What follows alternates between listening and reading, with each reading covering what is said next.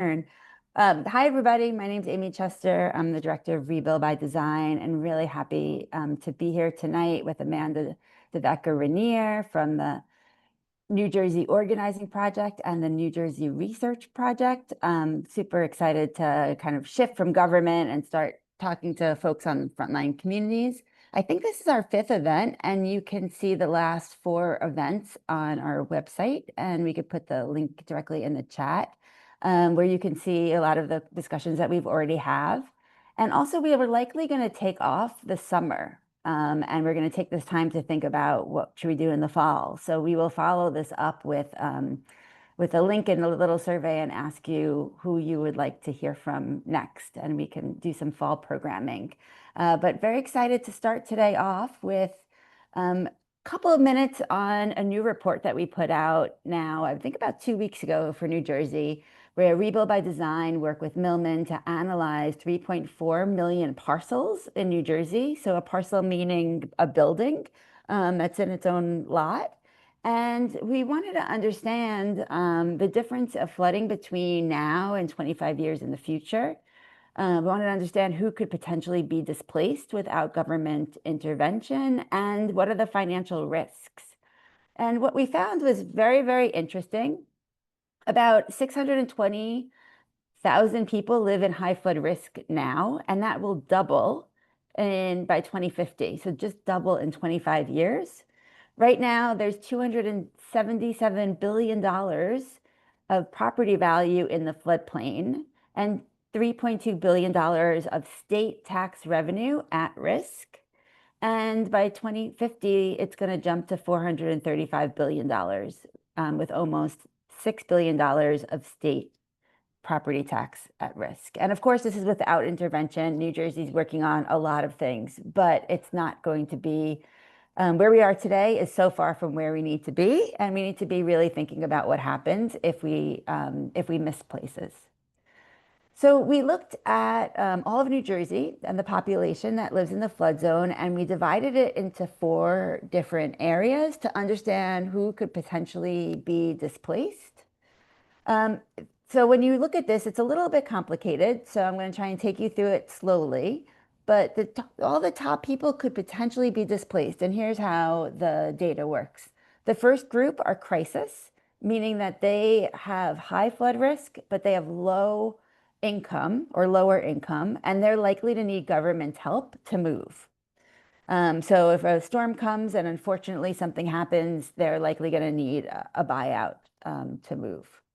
Immigrating are the people that also live in high risk zones but have more money. And those are people who might move first, potentially before a storm, might get ahead of it, might understand, that it's coming down in the next 25 years and want to make sure that they're financially secure because they're probably able to do it on their own.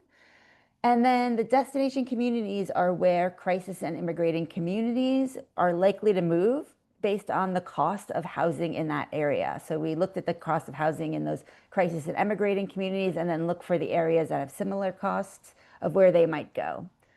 So the crisis and the emigrating is really that primary potential for displacement. But those people without intervention are going to put pressure on the destination communities. And we already know that New Jersey has a very low vacancy rate. So there might be a lot of pushing up of the real estate due to this climate migration, but also a lot of people may end up leaving the state, which would be devastating to the tax base. As you all know, the tax base is super important to pay for our schools and to pay for our roads and everything else that we care about. And this is what it looks like throughout New Jersey. And I think this is really interesting. And again, crisis is the lower income people who have high flood risk, and the emigrating is the higher income people that have high flood risk. And it is scattered throughout the state. I mean, there's definitely some urban areas where you can see that more crisis people live. But the truth of it is it's kind of everywhere in New Jersey is the flood risk. And the destination being those places that we have to keep an eye on to make sure that there's not that secondary displacement. So we published a website, and I'll take you to that website in about 2 seconds. But the website is looking at the different county by county statistics by the number of people and by the costs. And then we created county by county fact sheets. So I'm going to stop sharing for 1 second and just move it over and show you what the website looks like, because it's a little bit easier to navigate it there. So I'm going to share my screen again, 1 second.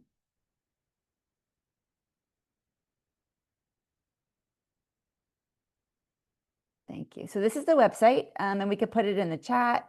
You can click here to get back to our regular New Jersey page and hear about all the statistics from our Atlas of Disaster that you might have heard before.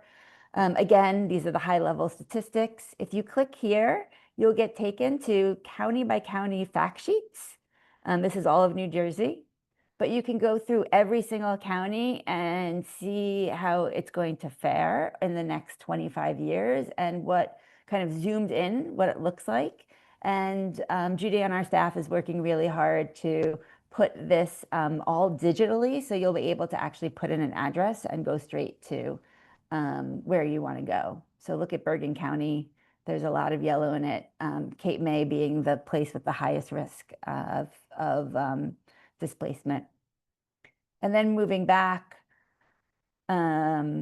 here are county by county understandings of what this displacement map looks like on the local level. And you can sort any of these by county, ABC, by the parcels that are at risk today, Cape May the highest, parcels that are risk in 2050. And when you sort that, it's actually a little bit different. Salem loses some, some percentages. And then you can pop over and see what are the areas that have high flood risk and lower income, which are the areas that are really going to need all of our help and support, and where they might be going. So the areas that are likely have the high destination, that's going to put pressure on the housing market, mostly Essex, Hudson, Ocean, Camden. And then if you look down, we're now looking at it in terms of property value risk. So the top is parcels, how many people or how many parcels are going to be affected, but this is the value and who is likely going to potentially could lose the most amount of dollars, with here Ocean, Hudson being the top two, with Cape May following it. And then again for the property tax now and in the future. And then lastly, what's very interesting is that we took data from the US Senate report, and we were able to look county by county of who has already gotten high drops from their insurance companies. It's a non-renewal rate. And what's very interesting is we can't tell why insurance companies drop folks. We have no idea why. It might be for non-payment. It might be because of, paying payouts from flood disasters. But what we did see, which was very interesting, is that the top three places for having the most dropped insurance policies are Cape May, Atlantic, and Hudson, which obviously you just saw are some of the highest places that are the most vulnerable to flooding. So that is something that's actually quite scary, because as insurance goes up and we have more and more barriers to get insurance, we are less protected. So obviously what we all need to do is to lower our risk. So I'm going to now turn this over to Amanda, who's going to give us a short presentation, and then we'll get into the chat. Oh, thank you so much, Amy, and the whole team for having me with you today. And I'm really grateful to get to see that data and hear from you all directly about it. My name is Amanda Devecka-Rinear, and I am one of the co-founders and executive directors of the New Jersey Resource Project and New Jersey Organizing Project. And I have some slides that I'm going to try to share with you, and please bear with me because tech. Here we are. I'm going to do it. Okay. So hopefully you guys can see that. Can folks see it? No one's objecting. Looks great. All right, awesome. Thank you. All right, cool. So we were actually founded by Superstorm Sandy survivors 2 years after the storm, and I'm going to talk a little bit about why Superstorm Sandy survivors would still be distraught enough to want to start a brand new community organization 2 years after the storm. But we are a community organizing organization. We really believe in educating and connecting and training community leaders. There are leaders, right, in all of our communities. so they can work together and fight for solutions that like fit the challenges that they face. And then we also have a C4 sister organization, NGOP, that we've talked about. And I just want to say that this is personal for me. So I'm in Ocean County, and I was actually just on NPR on Tuesday, and it's very fun because when you get to be on NPR's Things Considered, you get to hear from lots of people in your life you haven't heard from, and like your family, if they're NPR listeners, which mine are all very proud of you. It's like I don't know, it's like you're super famous. But so these are some photos from the Story Tuesday, and the story's about house lifting as a strategy. And so that's my house. So I live in Southern Ocean County. That's a picture of my hands holding this house that's been in my family since 1929. And so I got into this work and became a co-founder because I watched my community just get completely slammed, both in the storm and in what our members call the disaster after the disaster, which is the recovery system. But these questions of like, I have a daughter, she's 6. I would very much love for her to be a 5th generation Cedar Bonnet Island resident, but like, how long can we live there? I don't know, but I want to be part of the fight for working families like mine to be able to be in places that are meaningful to them and that they love. Okay, so what we've accomplished is lots of cool things, and this is just in our storm organizing. But one of the main things we've done is basically help people hold on until they're able to make it home. So you'll see like mortgage foreclosure relief here twice, additional funding for Ida recovery, forgiving community level Sandy disaster loans from FEMA, rental assistance, across the finish line fund. It takes way too long for disaster survivors to get home, and then many awful things happen to families along that road. So a lot of what our work has been trying to help people hang on until they can make it home, and then reforming the disaster recovery system so that they can, or that they can be safer from future storms. All right. So I'm going to just talk a little bit about like how the federal disaster recovery system works, because it's important to kind of understand that. And then the real frame for our conversation today is, as I think people know, not only was I on NPR Tuesday, but we also elected our primary candidates for the governor's race in New Jersey, which maybe is bigger news than me. And New Jersey's next governor is really going to inherit some serious and ongoing issues. And so I think it's worth talking about that and strategizing about what would we do, right, if we were going to be running the administration's disaster recovery. So it's also in a challenging and ever-changing federal context. So we have, right, a disaster strikes. We act on the ground. Ideally, there's a disaster declaration. And a federal disaster declaration would activate FEMA to respond. That means the disaster is sort of large enough that it merits a federal response. Then FEMA assistance begins. It's super important to have FEMA's help and have FEMA on the ground. There's other programs people don't always know about, like disaster food aid and disaster unemployment. The governor can request those. Then there's a long kind of period of FEMA sort of calculating basically like what unmet need there still is in this community, and this unmet need informs the decision to seek what is actually really like the kind of key question in disaster recovery, which is here. And FEMA is on the ground first, and I think a lot of times people associate FEMA with disaster recovery, but the real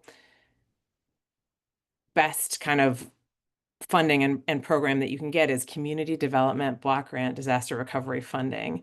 The challenge of that is it's sort of not automatic like FEMA. Congress actually has to appropriate funding for that, disaster by disaster, or in kind of a big chunk, which is what's been happening more recently. But it has to appropriate that funding every time. So it can take a really long time to roll out, but that funding is critical in the sense that it's targeted, right, for working families or the, low and moderate income families. It's also like not just FEMA will tell you we're not going to make you whole. This funding says actually we can make you whole, and we can raise your house, and we can do infrastructure projects in your community. Like we can actually make the conditions better for families and communities with this funding, and we want to target this funding to folks that need it the most. So this is like absolutely a critical layer of funding. And then once that funding is appropriated, the money ends up going to be spent at the state level. In my experience in New Jersey, largely it is at the state level that this funding gets spent.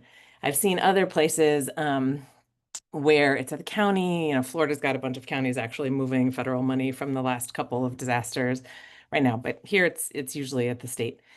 So that's like a basic overview of disaster recovery and how it works. I could, we could spend our whole time just looking at that. Oh, shoot, I'm supposed to be timing myself too. Amy or Hannah, if you guys could let me know when I have a 5-minute warning, that would Go be for it. You're great. Don't worry. okay. All right. So it's federal funding that gets implemented at the state level. And even then, sometimes that funding goes out to local communities from the state. What's important to know is that in the before times, FEMA would respond really immediately. That's actually shifted in the last couple months. So I want to talk about that too. But then this community development block grant money just continues to take longer and longer to get out. After Superstorm Sandy, we were like hopping mad. The storm was in October, and I don't think the funding bills got passed until January. And actually, it was elected officials in Texas that were mad about it and were trying to hold it up. They get storms all the time, though, so that was not very nice of them. And we were hopping mad. We had to wait October, November, December, January. It was like, it was, it was within 6 months, right? Fast forward to, Ida. It took Ida money, like 8 or 9 months to be identified and land in the state. And that seemed really long to us. And then our organization, as part of a national network of, folks that are impacted by climate disasters, went to Washington, D.C. in December with folks from Hawaii with the Lahaina wildfires, and they hadn't seen any funding for over a year and a half. So one thing that continues to happen is that more and more disasters happen, and then the timeline for getting that community development block grant money out that actually really, really helps and puts money in families' hands just continues to extend. And if it takes Congress longer to pass it, there's a process that has to happen at the state level, which is a good process. You have to write a plan, have to get feedback on the plan, then you have to roll the thing out. Like right now, many of our ITER survivors, it's been almost 4 years, and a lot of them actually haven't gotten any of this funding in hand yet. In part because there's a bunch of environmental reviews that they have to do to get the funding. And again, that's not bad that we want to make sure things are okay, but it is bad that people have to wait 4 years and really struggle to hang on until they get there, living in sort of like half built or not built or unsafe housing situations. So this whole process takes way too long, and that is one of the roots of the problem. So I'm going to talk about some of the main challenges that are facing New Jersey and disaster recovery, and certainly Ida is one of them. And we have members that are both Sandy survivors and Ida survivors. So if it's, and gosh, some other storms too, frankly, but those are the main buckets of storm survivors that we organize with across the state. So this is a picture of um I'm in this one again, and you can tell it's a much younger version of me. It's actually my dad. It was nice of him to come to one of our first actions. But we're here at Joe Mandino's house, and he's here in the middle. And he's our board president and one of our co-founders, and this is Sandy Recovery Work. He is someone that after he finally rebuilt his house, which is like you can see it, it's a pretty modest house in Beach Haven West. He received a letter from the state of New Jersey saying that he had what was called a recoupment. It's officially called a recoupment. We have ended up calling it clawbacks. But what's fascinating about Joe's story is that under Sandy Recovery, the CDBG-DR program, which was called REM at the state level, so the REM program that was funded by that CDBG-DR money, it had a couple options for how it would run. And one of those options was like the state, pick a state contractor, and like that, the state will just deal with that contractor and you don't actually like see any money or do anything. Sadly, they had to eliminate that line pretty quickly because it just ended up it looked like sort of overcharging and people taking advantage of that system. It would be logical to say, hey, let's just like let this work between the state and the contractors and they can help people. And that did not work out. Our IDA survivors have been like, why don't they just do this? And we get to tell them all the horror stories of the contractors that overcharged or left it or walked away with the money. But anyway, Joe didn't even touch the money. The money just went between the state and his contractor that had been selected. And so he gets a letter saying that he like made a mistake. There was an over disbursement or he had not used the funds properly and he owes the state $5,000 back. $5,000 is a lot of money for a lot of people. It's in no way the highest clawback letter that we've seen. $60,000, $120,000. So folks, after having to navigate a really lengthy disaster recovery system, and because of that, having to pull funding from multiple sources, insurance, FEMA, grants, and like kind of every sort of area that they could to afford to make it home, are being told, oh, you actually owe us money back. And under Governor Murphy in the beginning, we had a level of agreement that actually this was not the fault of the homeowners. This was like a broken and kind of out of step disaster recovery system. And Governor Murphy had agreed to put a freeze on clawback payments. And our New Jersey delegation did a really great job actually working and fighting at the federal level for many years to see if we could do something about this. And we were able to actually just recently get some relief up to $27,000, especially for low and moderate income people. But sadly, at the same time as that relief, rolled out, the state decided to unfreeze the clawbacks. And so what our members are being told now is that they have 3 years and to repay their entire clawback, or it's going to get sent to collections, essentially. This is about 4 or 5 weeks old, this news, and it's just going to be an absolute crisis for many of our working families who are storm survivors.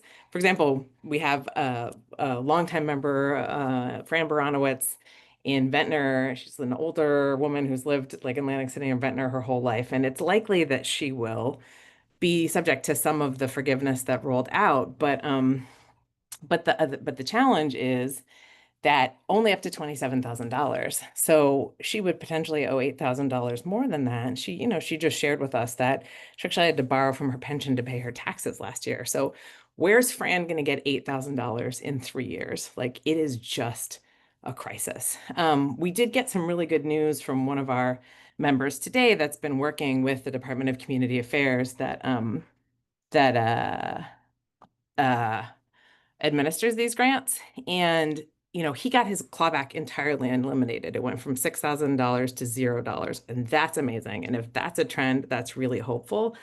But I don't know that it's going to be a trend for everyone. And so the program, the Sandy Recovery Program, the REM program, was so fraught from the beginning. I don't know if people remember this. I'm talking about like New Jersey storm history. Some folks might, and if you do, put it in the chat. But we actually hired under Governor Christie the same firm that had botched Louisiana's recovery program after Katrina, called HGI, and it had botched the road home, which was Katrina's program. So we hired them, and in a shocking turn of events, they also botched our program, and then we had to fire them. And they walked away still with millions of dollars in their contract. It was like $64 million, if I think that's correct. So if we can just give these payouts to contractors who are making errors, why are we treating storm survivors like they're the sort of criminals that have to repay a system that really they had to fight their way through and let them down? It's just a real travesty in terms of targeting regular people and letting politically connected contractors and corporations off the hook. So that's going to be a thing. So Amanda, I'm yes. not we just wanted to ask you to explain what a clawback is, because I'm not sure everybody knows. Yeah. So a clawback is basically like you get a grant, you get one of these CDBGDR grants, and you spend it and you think that you did everything the way that you were supposed to, and then you get a letter saying you didn't, and you owe from $3,000 to $120,000 back to the program that gave you a grant. I don't know if that's a good enough answer. I could say more. Does that make sense, Amy? I think it does, but I wonder if you have any examples you might want to share of the types of things that people may have done in error, or that they Yeah, didn't. Yeah. I don't really have examples of things people have done in error. They just spend the money to get home and are sort of told they were not supposed to spend the money from different sources on the same thing. Like, like Joe's story of like he didn't actually even pay his contractor directly. All the money went between his state and the contractor, and the state sent him a letter saying he owed $5,000. So like, what did Joe do? It's a mystery. He didn't even spend the money himself. Um, Thankfully, Joe actually was also able to like have his clawback wiped out because he kept like asking about it and naming it. But folks that are really advocating for themselves are able to sometimes get relief. Other people maybe just get that letter and freak out, and they are not able to do that. And so that's just gonna be a real like crisis for them. It's just a question of different federal funding sources in a particular order under a bill called the Stafford Act, which is really outdated and needs to be amended. Largely, no one did anything wrong, but need more money than they were given from a single source to make it home. And somehow that's not allowed. So yeah, that's a clawback. Just like, I feel like There's like a dinging. One of my staff members must have left their phones here. I'm sorry. There keeps being like a random ding to my right. I hope you guys can't hear it too. So yes, this clawback is for Sandy, right? But it also happened in Louisiana under the road home, and actually, like Louisiana net negotiated with HUD to basically have it completely go away, and they did not ask the residents to pay it back directly. So this could happen under any disaster, frankly. It's part of the disaster recovery system. Thanks for asking a question, Brandon. And until it's reformed at the federal level under the Stafford Act, it continues to be like a threat that faces storm survivors. And it's just really devastating to have fought your way home, get home 5, 6, 7, 8 years later and get this letter. It is just not, I think, what we want to do to families. All right. So I already mentioned that our IDA survivors have yet to receive funding. It'll be 4 years at the end of August, beginning of September. That's a huge issue. And then I really want to mention both a sort of mandatory buyout program for low and moderate income people in one community. And I also want to talk about the rising cost of insurance. So we got about $75 million that Sandy survivors are being asked back for in total in clawbacks. Like if it's $75 million, obviously it's like not one person's error. It's a system level mistake. Like storm survivors, they had no idea. They were told they were doing everything they were supposed to do and they get hit with this on the back end. Then we've got slow rollout in terms of IDA recovery, families that are still not able to be home. I'm going to talk for a minute about the state's poor decision making in terms of mandating buyouts for low and moderate income people in the Manville community. Then we're going to look at the rising cost of insurance, challenge of our federal atmosphere, and what we can do about it. So the other giant challenge that is facing storm survivors is the pretty dangerous precedent that's been set by Governor Murphy. I would guess if I were going to read the tea leaves that part of what folks were thinking was that this was a good policy idea that would work around home rule and encourage more people to leave flood-prone areas. Objectively, it seems like a good idea to encourage families to leave flood-prone areas. You could get a buyout, you could move someplace safer. And in fact, many families that we work with and many of our members absolutely want that. They don't want to stay in the place that flooded, and they don't want to be at risk in that same way anymore. And so for that, it's really wonderful that buyouts are an option.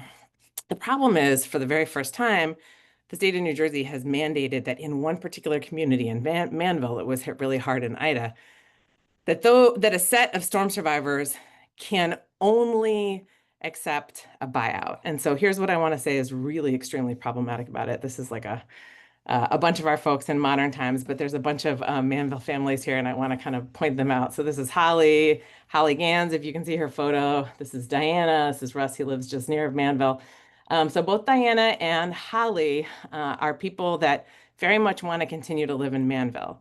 And so what the state said is that federal funding cannot be used in Manville for storm survivors to help them mitigate or elevate or raise their houses, which is what I did. That's the photo I showed you in the beginning. It can only be used for a buyout. And maybe that sort of sounds logical, except if you know what I already told you, which is that the best and biggest chunk of federal funding comes from community that really helps storm survivors rebuild and really helps communities prepare, comes from HUD, Community Development Block Grant funding, and that funding is for low and moderate income families primarily and predominantly. And so what happened is a result of this policy, what it does in actuality is it says to all the working class families and the low and moderate income families in Manville, you don't have a choice. Because you're dependent on this grant funding to make it home, because you didn't get enough from insurance, because you're not independently wealthy, right? Like, because you don't have enough saved or in your pension, and you need this grant to rebuild or mitigate or lift so you can be safer, you can't stay. It's not actually taking homes or families out of Manville, right? There's Holly, who I showed you in that first picture. She lives on the corner of one street. Her house is at the same level that it was at Ida. They are not moving and they are not taking a buyout. All of the other 3 houses on the corner of where she lives on her corner are all elevated. They are all elevated, but Holly's house is not. Holly's only choice is to sell her house to someone who's just going to elevate it or to take a buyout. She cannot access grant funding to help her elevate. So the next time a storm hits, she's a sitting duck. That is the policy that the state of New Jersey has stood by. It is discriminatory. It is horrible. And it is a precedent that we absolutely have to overturn. It does not reflect, I think, the kind of ideals that we believe in as a state. We cannot say Only if you're broke do you have to leave. Everyone else can stay. If we want to make that kind of policy, it has to be equally applied. I don't think the people who came up with the policy in the first place thought it all the way through. They probably should have called us or another organization that represents storm survivors or community members whom we could have offered our perspective, but they haven't. And so here's what we have: pushing poor people out, leaving them at the same flood levels. Bad precedent, can't let it stand. And then last but not least, we've got, and I really love that you looked at the number of the insurance rates and like how many like non-renewals are coming up. That's huge and it's a huge problem. So not only do we have insurance companies that are not renewing, we have insurance companies that are continuing to rise rates and then also just like simply not serving the storm survivors. Like, I guess for me, it would be sort of one thing if you wanted to charge me a bunch of money, but like when the storm hit, okay, cool. Like I got a really good payout. This is helpful. Sadly, that's largely not what we're hearing. So here's Leanne, actually. She's been our storms organizer for a year, and she's actually in Manville. That's a photo in Manville with Bob. That's his house that he has been unable to receive the funding to finish. It's the house that he grew up in with his daughter and his wife. His wife is like a lifetime Manville resident, so it's her family. She actually died in the hotel after Ida. She never made it home, and Bob recently has had to sort of move to accept a buyout instead of being able to rebuild and live in the house that he shared with his wife for his entire marriage and life. He has to let that go because he wasn't offered the choice that his neighbors with enough money to rebuild on their own can just simply make. But this is Leanna's story. She had over 200,000 in damage, and her home insurance company or her homeowners doesn't really cover flooding, right? Just like some pump and some things that are flood related. But even her flood insurance company, they fought her like every step of the way. I think at the end of the day, like she maybe got 80 or $90,000 like of the 200,000 she was supposed to have, but her premiums have risen. Look at the rates that have risen for her, both for homeowners and flood insurance. And this is a trend that we're seeing across our membership. I also like had my normal home insurance company drop me, and I now have like kind of a random Florida insurance company called Tip Tap or something. And if you follow insurance policy nationally, like the last thing you want is a Florida-based insurance company. So that's what we have going on now. Okay, how am I doing on time? I think we should get to the discussion unless there's anything that you want to end us with.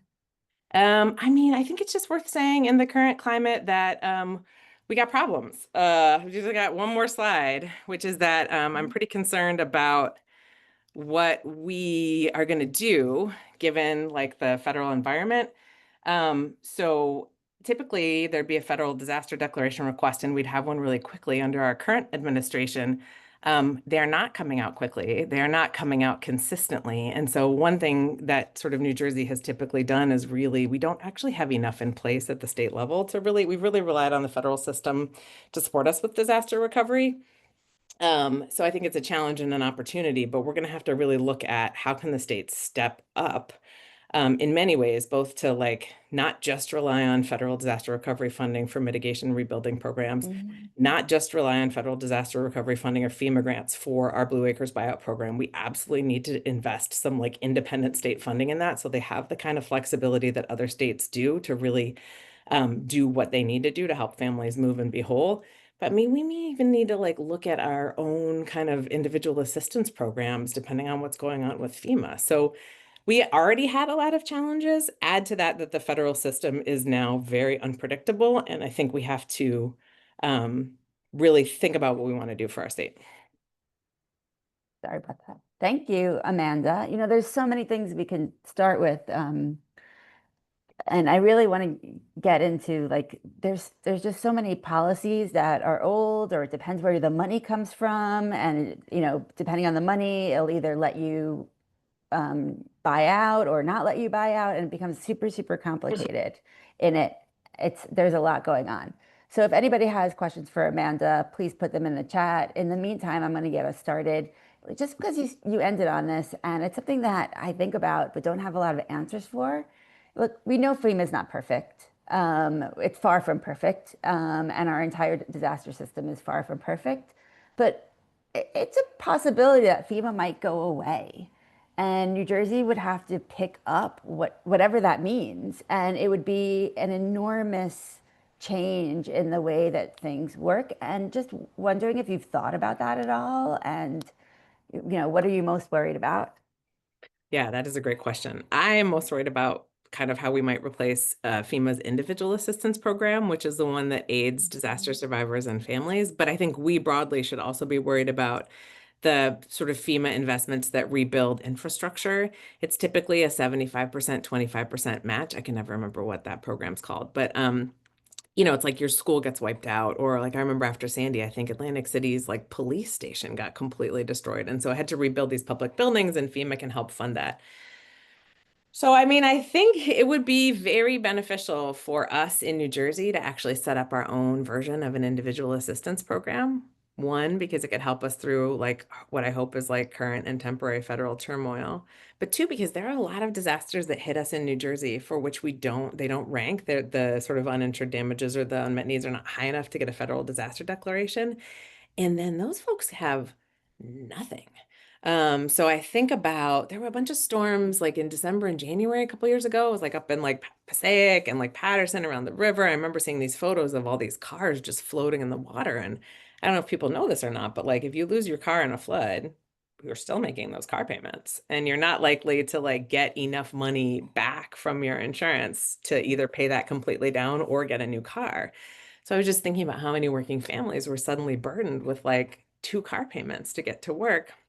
So I think we could look at like potentially like tax credits for people or some version of an individual assistance program that would allow us to begin helping those New Jerseyans who deserve help too. Like those are all storm survivors that just because they don't get a federal declaration doesn't mean they did not suffer.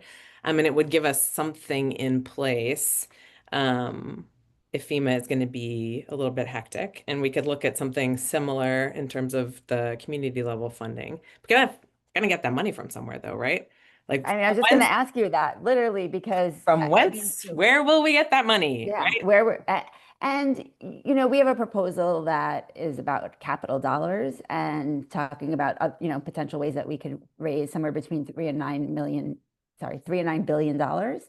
Um, However, it's not individual assistance dollars. It's very, very, very different. And that is going to be a huge hit to New Jersey and every other state that is experiencing this. And the other program that you couldn't remember the name of is public assistance that Oh, goes thank you. to Yeah. like, yeah, like to governments. And it is really, really, really hard. And we as society really depend on the federal government for doing a lot of things, including stepping in after a disaster. And we, as you said, we're watching the administration right now taking a very long time to give disaster declarations, which means that those communities do not have any of the post-disaster funding that they might get. Something that's also interesting is that the disasters that are around flood usually get a lot of money, or more money, I should say, not necessarily a lot. It depends on the situation, of course. But flood has a lot of damage, so there's money that comes in after a disaster that you can use to then, build back before the next disaster. But I'm curious if you are hearing on the ground that people are getting worried about wildfires.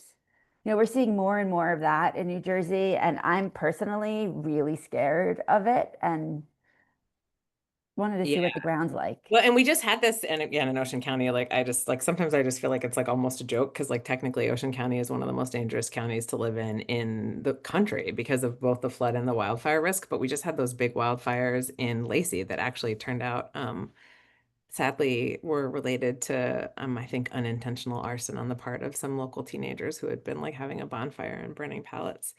Tell you a little bit of story about Lacey and just thinking about climate. So Lacey used to have an active nuclear power plant, Oyster Creek, and 4 or 5 years ago, Ørsted, a Danish offshore wind company, was going to develop basically off of Lacey, and they were going to bring the wind power uh, on ground through the sort of decommissioned Oyster Creek nuclear power plant, right? This was the plan. Ørsted pulled out. They're not developing. Obviously, like offshore wind industry has taken a bunch of hits. Like Atlantic Shores, which was the one project that was still standing, is asking the state now to get out of the project that they're developing. That's a development this week. But we went door knocking in Lacey to ask residents how they felt about offshore wind and how they might want to benefit from this. And the top thing that they said is they wanted a break from taxes and they wanted opportunities for their youth. the school funding had gone down. They wanted the schools to be better funded. They wanted recreational activities for kids. They wanted more for their children to do. We heard this like exponentially on the doors. And so just to watch two things happening in Lacey right now. One, those wildfires, which some young folks I really do think accidentally started. And then two, Lacey Public Schools are in a complete crisis, like a huge funding crisis. And I just think to myself that there's some alternate timeline where we have offshore wind and where that community had been able to negotiate with and benefit from that industry coming in and get investment in schools and get programming for young people. And maybe those teenagers would have had something else to do that night, you know? We just saw a bunch of wildfires. I don't know that our folks are more worried about wildfires just because like controlled burns and things like that in the pine are pretty normal, but definitely people are more worried about flooding. And I do think we should all be worried about what our young people have to look forward to, and trying to provide them with more options. Yeah, I mean, that is the scarier thing, and more, and I would say like a keen understanding that a lot of the talk about climate does affect their mental Right. health. I mean, Oh I my see it gosh. with my 8-year-old niece who asks me questions every time I see her about climate change. And like, and I explain it to her, and I'm trying to make it not scary, but my gosh, it sounds so scary. So I have a question because you've been doing a lot of work nationally, and hopping around, and I know you're part of a national network. I'm curious if there are cities and states that you think are doing it right that we might be able to learn from. Yeah, this is actually going to be like a really hilarious answer. Maybe like classic New Jersey. So the more actually that I learn about national places, like the more terrified I am, and the more I realize actually, like, despite all my criticisms of New Jersey, we're actually doing a decent job. It's like, I hate to say it, but like I some of the agree. folks we're working with in Florida, like when I go other places, I'm like, whoa. Some of the works folks we're working with in Florida, man, they just took CDBG-DR money in Lee County, Florida, which was where Fort Myers Beach was. It was hit so hard by like Mhm. Ian and Milton, and the county commissioners are putting money into rebuilding a sports center. They're like not even like helping the homeowners that are still living in FEMA trailers, and I'm just like, well, at least that's not my problem. But I think in many ways, like we are doing a good job. And that's one of the reasons we are also pushing so hard on what could be better, because we really are sort of on the front lines of, I think, innovating here. And honestly, I don't know any other place. New York's probably doing good things. I know them like a little bit like less, I, but I feel the same way that you do. I get very angry and worked up and talk about all the things that don't work in New York. And then when I go to another place and I start talking about what we're doing in New York, I realize, like, my gosh, like we're doing great in New York. And I think New Jersey is doing great. Like, you have incredible programs that are happening. I do think that there's some confusion though, that because there's a question in the chat about, literally, it asked what the state policy is that says that block grant can only be used for buyout. I think, I could be wrong, so correct me, that it's actually using FEMA's dollars for a repetitive loss property, or a property that has had more than 50% of loss that can't be used to elevate. Is that the no, correct? it's actually the whole town of Manville, and that you can't use any federal funding to elevate. Do you Yeah, know, we're not the do you whole know town what of the, Manville, but here's a link to the policy. There's a part of Manville, but they basically said like you can't use this IDA recovery money that's come in. You can only use it for a buyout. You can't use it for mitigation. So there's money that these families could use, but these families have simply been boxed out of accessing it by some pretty poor policy planning on Governor Murphy's part. Bless his heart. um, you've talked a lot about the economics of what happens after a storm, and there's so much data there. Curious, like, because you never budget for these expenses, is there anything we as like a society of people who really care can be doing to help people who might not be paying as much attention because they are dealing with their everyday problems plan ahead? You know, I think one of like the sort of like tiniest and smallest things. Sorry, I just realized I put the link in the chat because Brian asked for it again. Okay, sorry, I just put it in the host and panelist chat. This is like super small, but this is one thing that I've like picked up from doing this work. Everybody talks about like a go bag and having like water and food, and I don't have that. That feels kind of complicated. Like, when's the food gonna expire? But what I do have is like all of my really important paperwork in like a plastic kind of like Mm. waterproof e-folder thing. Mhm. Marriage certificate, birth certificate, social security cards, deed, mortgage, car titles. So I think that that's something that we could tell everybody to do because it makes the system a lot easier to navigate when you lose everything if you have some documentation. There are Mhm. more and more workarounds that we keep fighting for, but like actually just having that stuff in hand will help people navigate things. And then, I just think it's asking a question to people of like, where would you go? And if you have pets, Mhm. where would you go that you could take your Mhm. pets? Or what might you do with your pets? I mean, you'd be surprised how many people don't evacuate because either they can't afford it or they can't take their pets to the shelter. And so if that's going to be a question for us or people in our lives, okay, if you have to go before like 2 days before your paycheck comes or before your Social Security disability insurance comes, who could you ask for money from, right? Who could spot you the money to get out for gas? And where could you stay if you really need to take your pets or you have like a family member who you want to who requires special care and you'd be worried about going to a shelter. I mean, those are just like three things people could think about in advance. This is really excellent, and it actually echoes something that we were talking about earlier today. So, Rebuild by Design is working with the New York State Disaster Interfaith Services, and we have a cohort of faith leaders that are working together to understand climate, and then they will understand a little better about how to communicate it with their constituencies and parishioners. And we were up in the Bronx today, and we were focused on heat and air quality. And it's actually a bad air quality day today outside. And it was very interesting because when the presenter from We Act came and showed like what the map is and the places that you can go that are considered cooling centers in New York, it includes Petco's. So actually, Petco's, and that is because it is solving for the problem that people won't leave their pets, and that you couldn't bring your pet to a school, for instance, or to a different types of, facility, a library, and to give that incentive because at first it was really, really confusing. Um, so we have about 10 minutes left. So please put your questions in here. We have lots to talk about. One question that I'll answer really quick is, does New Jersey have a climate super fund? And New Jersey doesn't actually. Only two states have a climate super fund. There's a bill in New Jersey that is making its rounds, but only New York and Vermont have climate super funds. They're actually kind of tied up in court right now. And I believe that I could be completely wrong, but I'm pretty sure that there was an executive order that was signed about 6 weeks ago saying that, well, who knows if it would hold up in court, but saying that states can't hold oil and gas industries responsible for pollution. I could try and find that and make sure that it's correct before anybody here goes and tells it to someone else, but I'm pretty sure that that happened. We have a question about the Stafford Act, and that's something that is like it's like a huge box of things that A, we don't understand, and B, need to be changed, and three, no one in the federal government has the courage to change it, or I should say not no one, because there's some bills out there, but the federal government doesn't have the courage to like open up Pandora's box. Can you talk about some of the things that you think would need to be changed?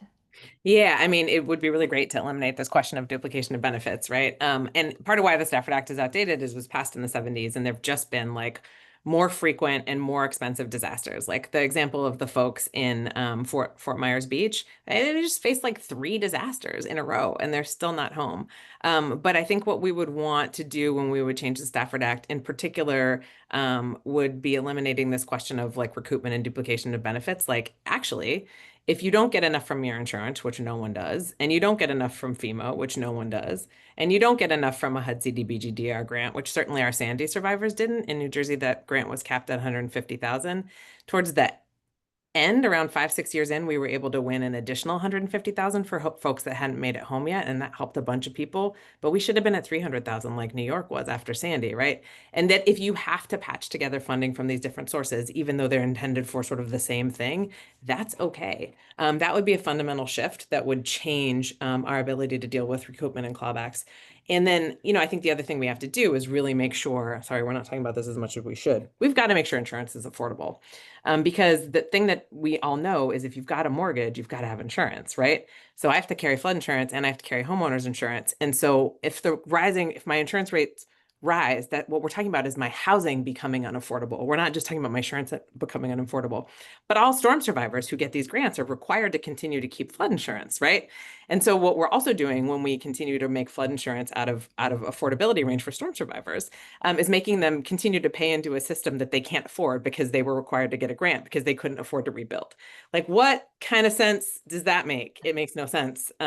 So there's a lot more we could do to say this is a system that's going to serve families on the front lines. It's not serving real estate agents. It's not serving bankers. It's not serving insurance companies. It's not serving developers. It's going to serve families on the front lines. I'll also add to the Stafford Act change wants is very, very clear direction that heat waves can be a disaster, a federal Oh my disaster gosh, that would be declaration. huge. Feet, that's I'm so glad you said that because right now, and they may there's some debate. Like I think maybe under a different administration, we might try to have a FEMA declaration for a heat wave. But like the fact that we can have a disaster declaration for heat is really a challenge. And what makes it a challenge, one of the many reasons it makes it a challenge, is because our whole disaster system is set up that you have to suffer first and then you get the money. And there are little, there's the program, there's little bits that you can use HMGP for before disasters, but you still, like for the majority, the huge majority, probably 98% of what we get is after a disaster. So the Hmm. communities that have really high heat deaths and have like major issues, like Phoenix, for instance, who's been putting out heat plans, they aren't getting the dollars to mitigate for the future that other communities are getting. So Or that even, yeah, or even here in New Jersey. So that NPR story is like, if there's any NPR listeners, is all about this FEMA grant that I was able to get through my town to be able to mitigate and lift before a storm. But New Jersey has historically run those as reimbursement grants. So the only reason that I was able to do that is because I had family to borrow money from. I had to put the money out and then got reimbursed at 75%. So what you're doing is then excluding anybody who doesn't already have some kind of money from that grant. And like, I'm grateful that I got it. I'm grateful that like my parents let me borrow money, but like, that's not helping everyone who needs help. That's crazy. And Amanda, I heard that story and I'm curious, were you, because I think what you said is that you were in the process of lifting your house when Hurricane Sandy happened.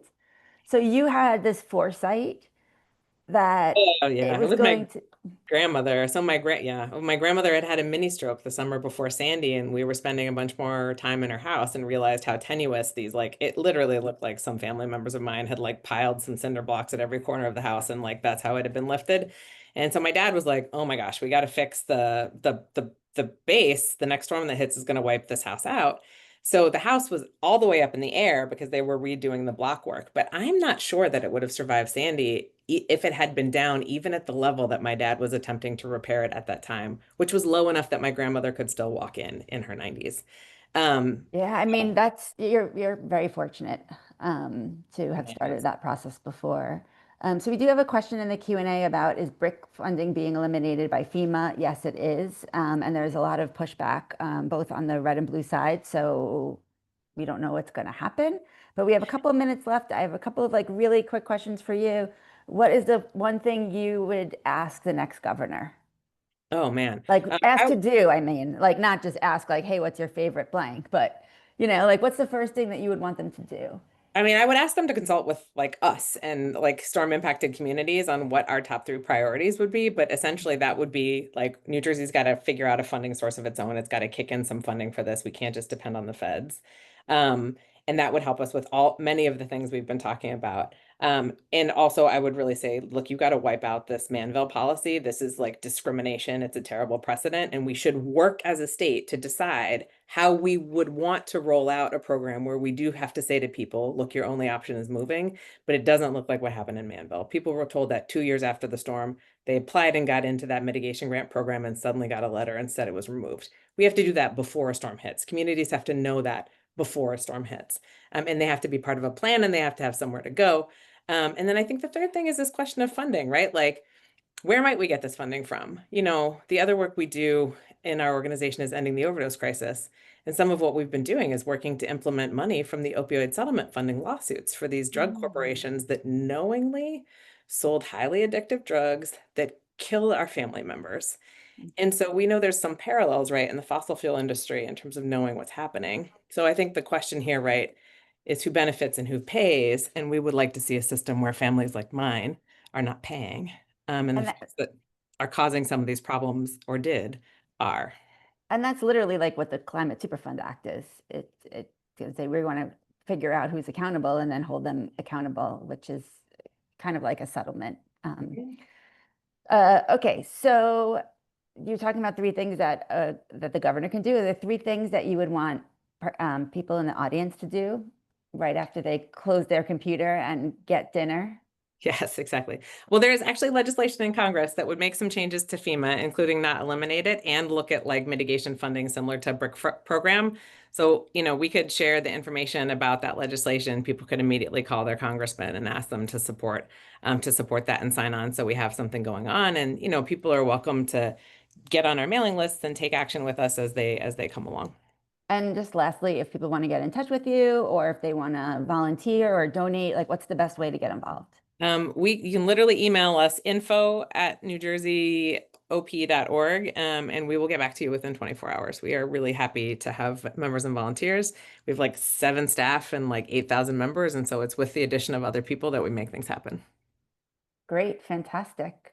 Well, thank you all for coming. Amanda, thank you so much.